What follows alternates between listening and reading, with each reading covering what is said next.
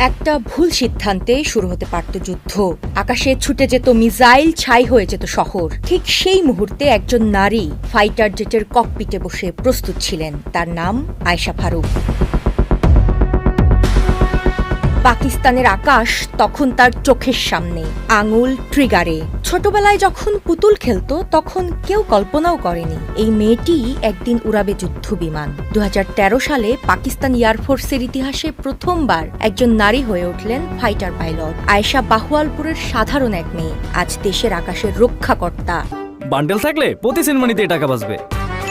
বিকাশ send money bundle কিনে জিতুন প্রতি লেনদেনে। ভারত পাকিস্তান সীমান্তে আগুন চলছিল। পুলওয়ামার পর মুহূর্তের যুদ্ধের ঘণ্টা বেজে ওঠে। ফাইটার জেটগুলো রাখা হয় হ্যাঙ্গারে, কিন্তু পাইলটদের বলা হয় স্ট্যান্ড বাই ফর কমব্যাট। আর তখনই জেটের ককপিটে উঠে বসেন আয়েশা। মুখে শ্বাসনালী, চোখে হেলমেটের ভেতরের পাথরের মতো দৃঢ় দৃষ্টি। এই নারী একাই ছিল এক সেনাবাহিনী। দেশের আকাশে যদি একটা শত্রু বিমানও ঠোকে, আমি থামাবো বলেছিলেন আয়েশা। তার চোয়াল শক্ত, গলার সুরে নিঃশব্দ আগুন। অস্ত্র ছিল প্রস্তুত। এক মুহূর্ত দেরি হলে আকাশেই শুরু হতো সংঘর্ষ। কিন্তু সেই মুহূর্তে নারীর সাহস ও আত্মনিয়ন্ত্রণ যুদ্ধকে ধীরে ঠেলে দেয় পেছনে।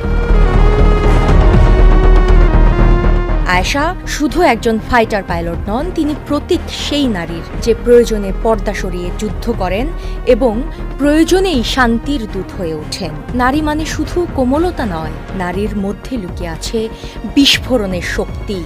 সেই যুদ্ধের প্রহরার গল্প আজ ইতিহাস। এক নারীর চোখ দিয়ে দেখা সেই ভয়াবহ রাত আমাদের শেখায়, আকাশ শুধু পুরুষদের নয়, সাহসীদের। আর সাহস লিঙ্গ দেখে আসে না। আয়েশা ফারুক এক নারী, এক গর্জন, এক প্রতিরোধ। UK Asha, channel I.